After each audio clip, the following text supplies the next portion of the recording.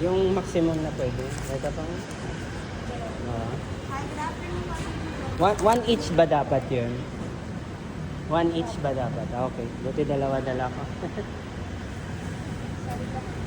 McDonald's.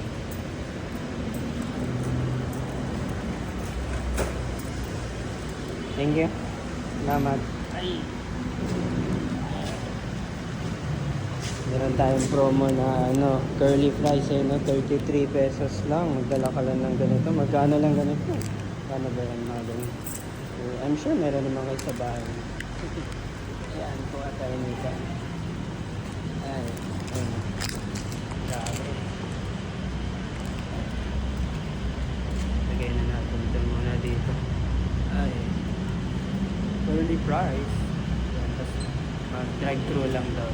Sabi ko. Drive-thru. Ay, good afternoon po. Dalawang Ito na kayo. price po. Salamat po. Palagay na lang. Salamat. Thank you rin po. Salamat. Ay, tara. May twister fries na tayo. Ayun, no? Woo! Woo! Mas bike ka na lang para tipid sa gas. Ang mahala ng gas ngayon, di ba? Ay. Woo! Woo! Biglang mabangga. Ingat kayo. Woo! Ay. Ayan, tipid-tipid. Mainit nga lang. Ayan, mainit.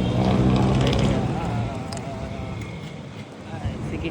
Mag-stop na muna mag-video. Mamaya ma-aksidente tayo. Ayan, twister price hack. Twister price hack. 33 pesos lang isa. Ito yung proof of payment. Oh. Ayan, proof of payment. 2 times 33 lang. Okay? Sige.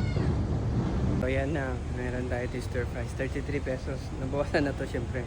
I think mas puno pa to. Syempre bawas na. Una kain bago video, di ba? Ayan na. Dalawang ganito. 33 isa. So 66 dalawa.